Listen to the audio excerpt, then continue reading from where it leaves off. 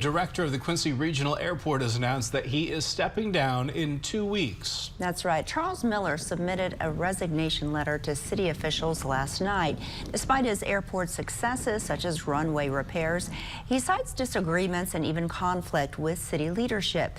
But he says he's enjoyed Quincy's residents and his co-workers.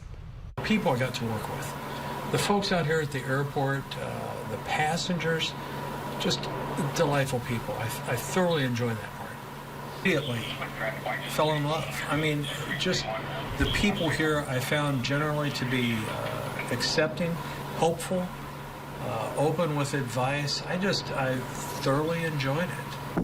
Now, Quincy alderman, mayor, and aeronautic committee members declined comment following Miller's resignation announcement.